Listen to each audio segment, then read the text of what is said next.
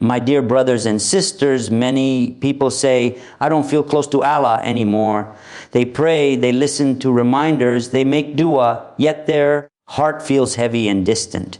Let me tell you something important today. Allah is not distant from you. Allah never abandons His servants.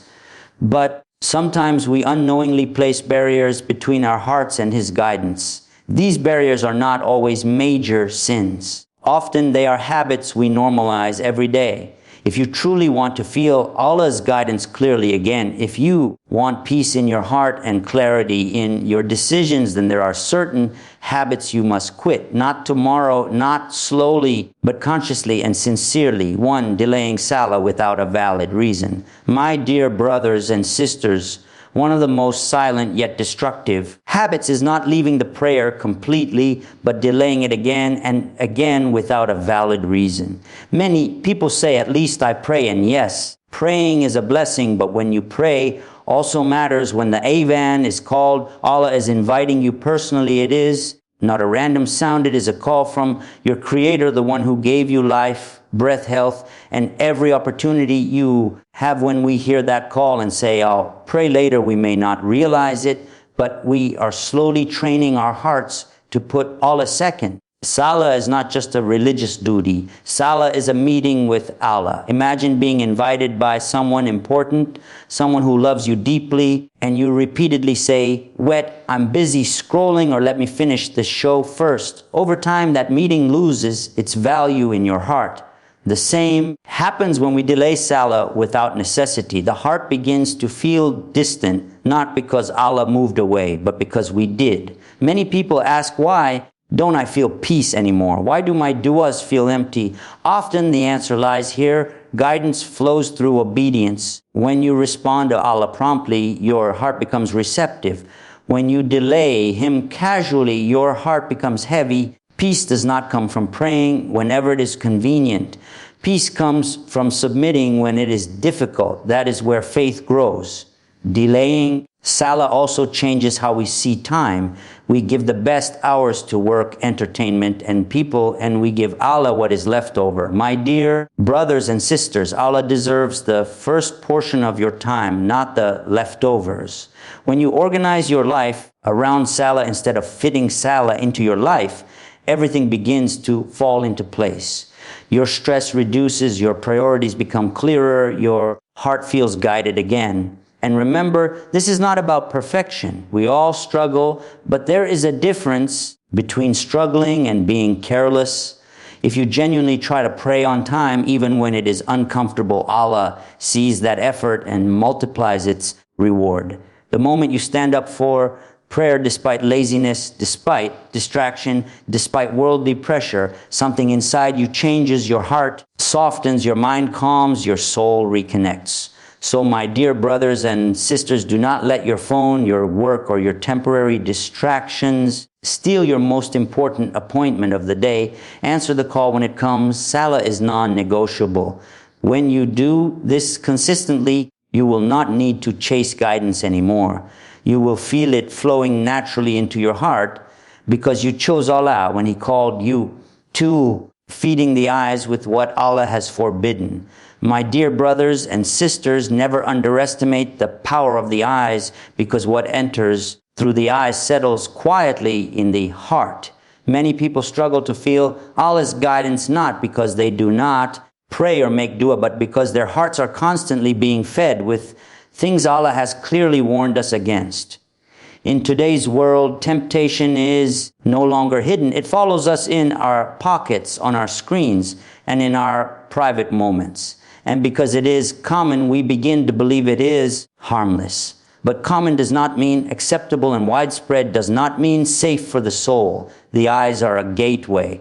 When you repeatedly expose your eyes to haram, whether it is immodest images, inappropriate videos, or content that stirs desire and envy, your heart slowly becomes restless. You may not feel it immediately, but over time, salah feels heavy, vikar feels dry, and guidance feels confusing. This is not a coincidence. A heart that is protected sees clearly. A heart that is polluted struggles to recognize light even when it is right in front of it.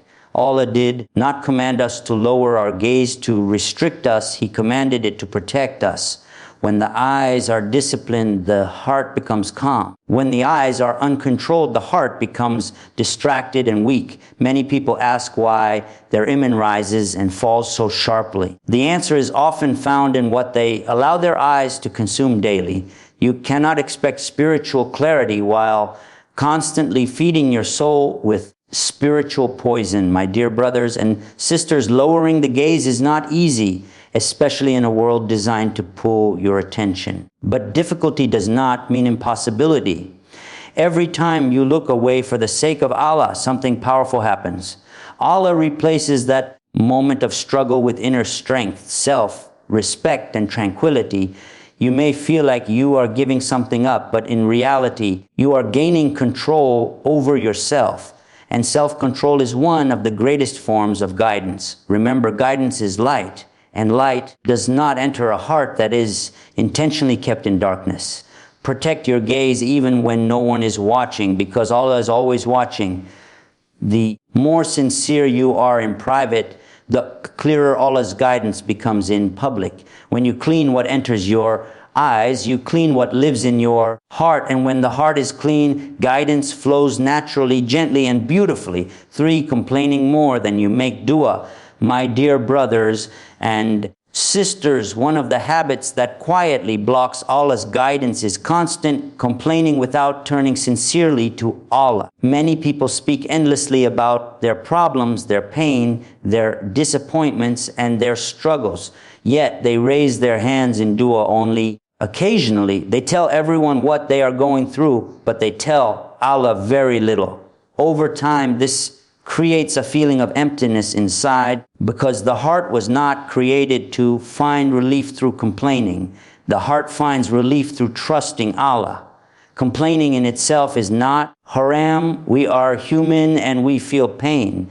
But there is a difference between expressing pain to seek comfort and allowing complaining to become your daily language. When complaining becomes a habit, it trains the mind to focus only on what is wrong. It slowly removes gratitude from the heart and replaces it with frustration.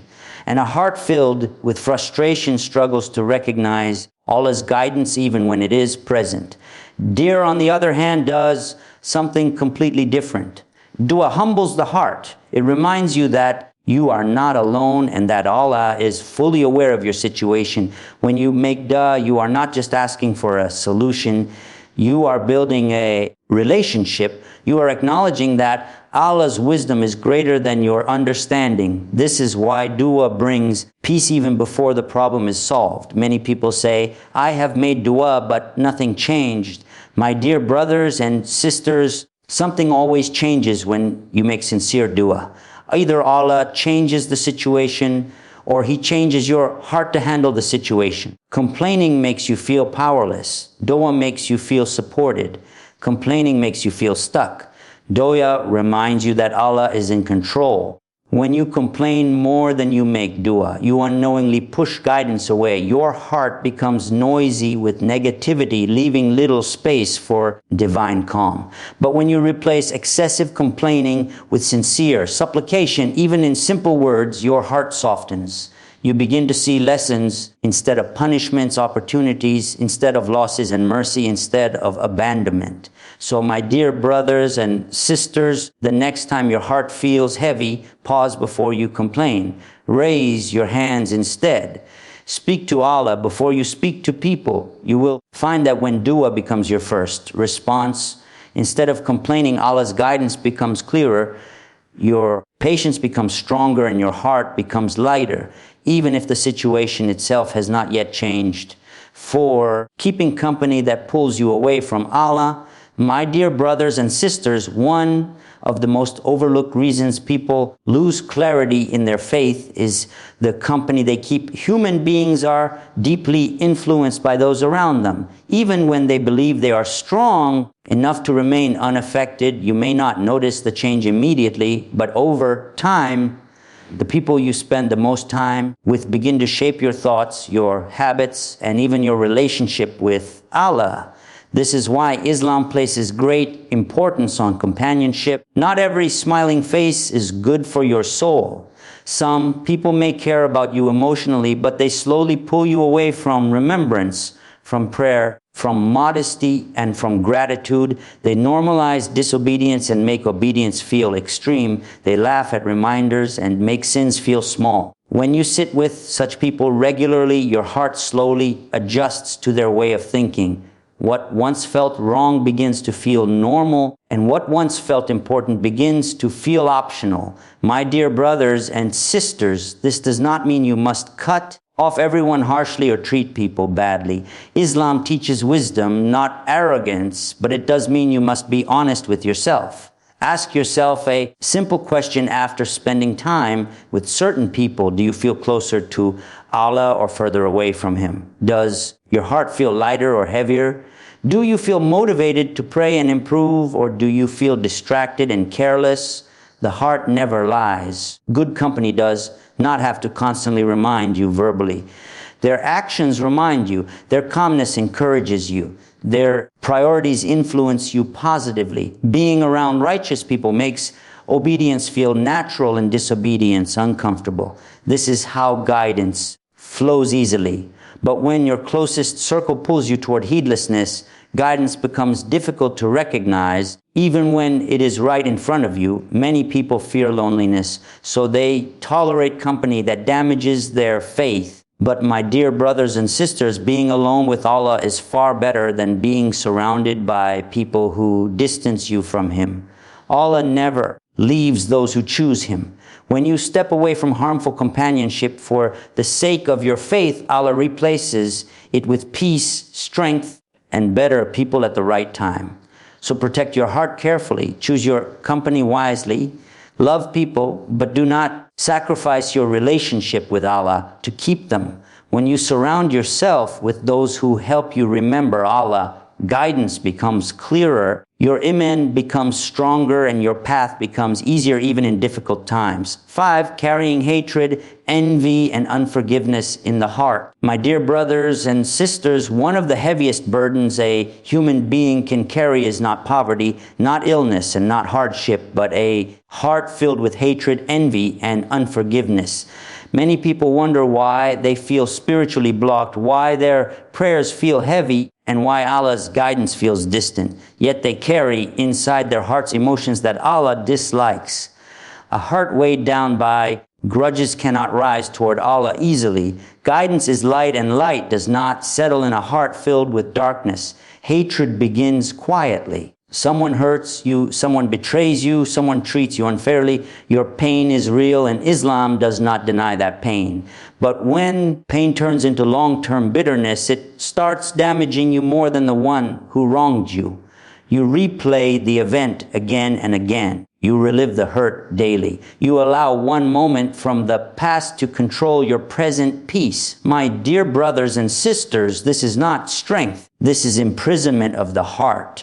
Envy is just as dangerous. You look at what others have, their success, their happiness, their ease, and instead of making dua for barakah, your heart feels uncomfortable. You may not even wish harm upon them, but you feel disturbed by Allah's blessings upon others. This feeling quietly eats away at gratitude, and when gratitude disappears, guidance becomes unclear. A heart that constantly compares itself to others forgets to trust Allah's plan for its own journey. Unforgiveness is often misunderstood. Many people think forgiveness means approving of what happened or pretending it did not hurt. That is not true.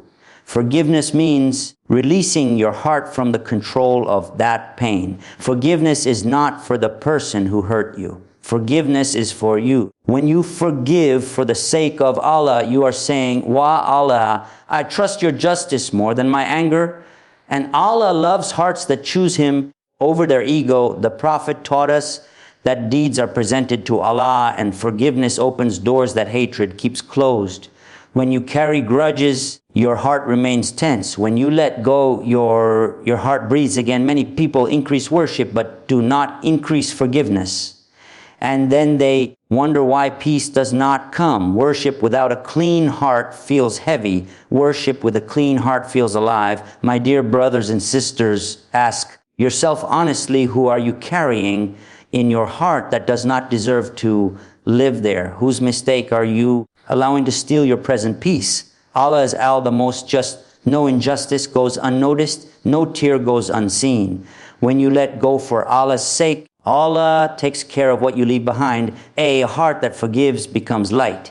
A heart that lets go becomes receptive. A heart that removes envy becomes content.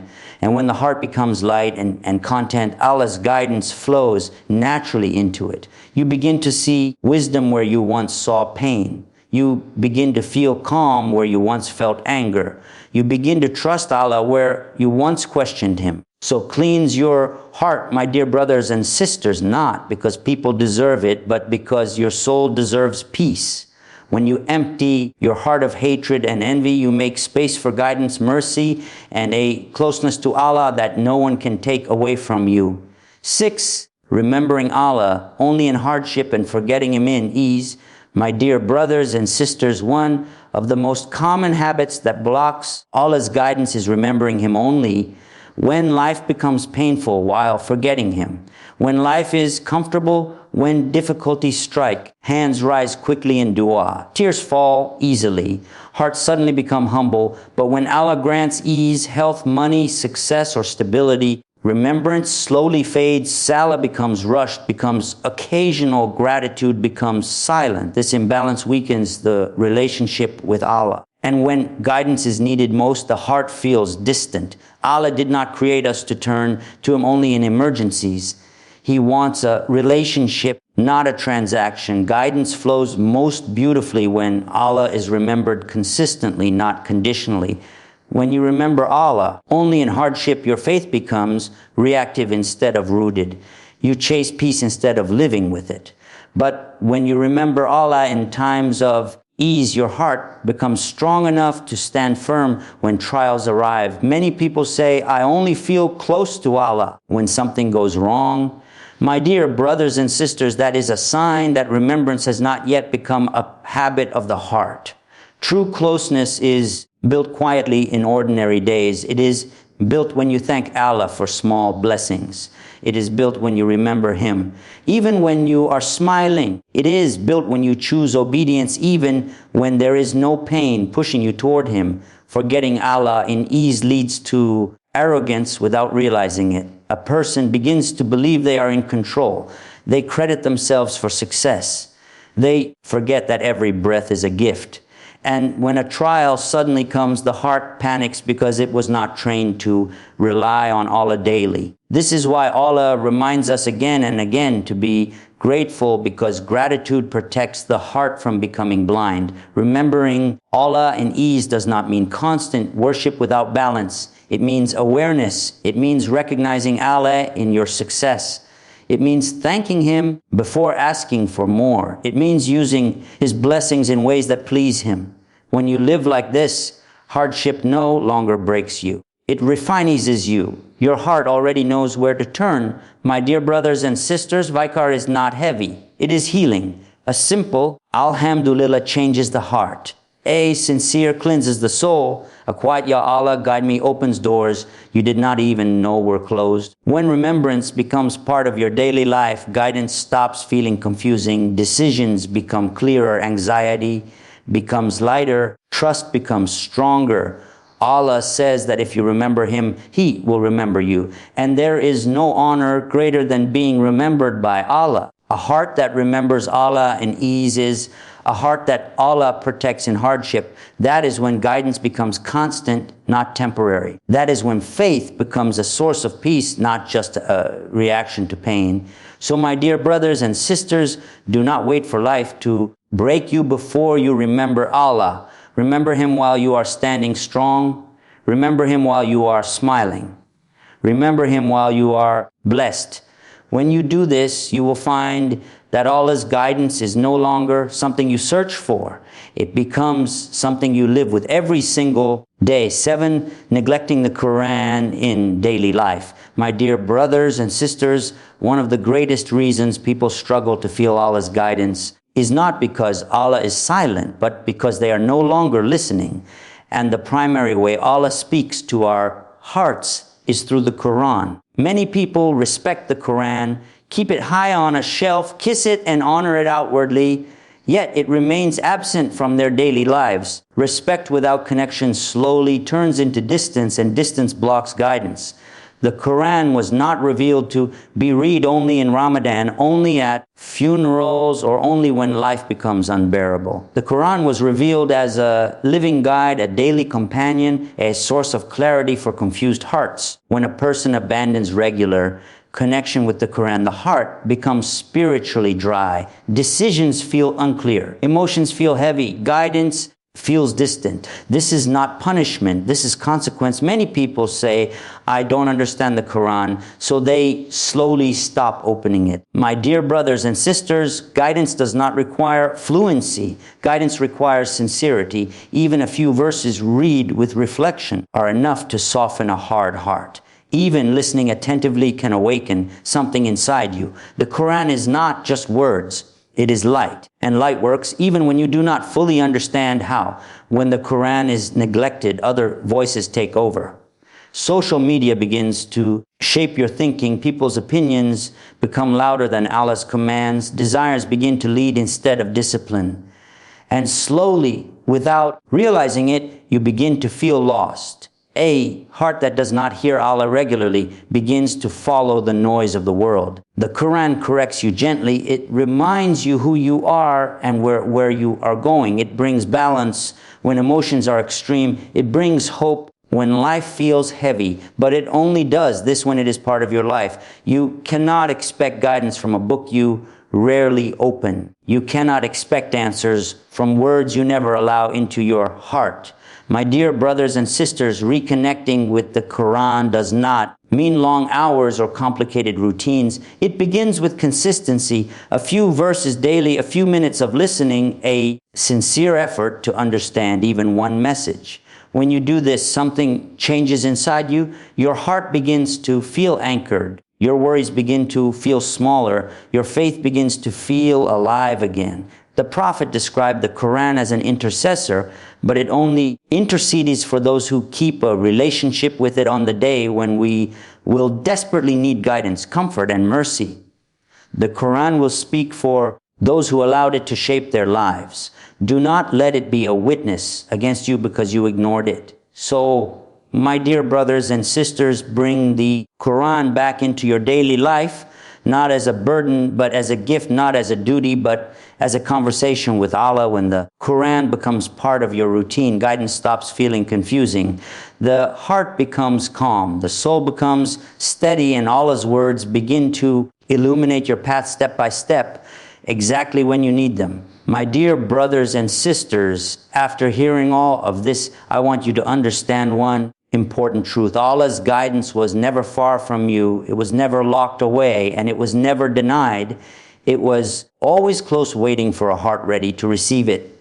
When guidance feels unclear, it is not because Allah stopped guiding. It is because something slowly stood between your heart and His light. These habits we spoke about today are not always loud sins. They are quiet choices, delaying prayer without concern, allowing the eyes to consume what weakens the heart, complaining more than making dua, we keeping company that pulls you away from Allah, carrying hatred and envy inside the heart, remembering Allah only when life becomes painful, neglecting the Quran as a daily guide.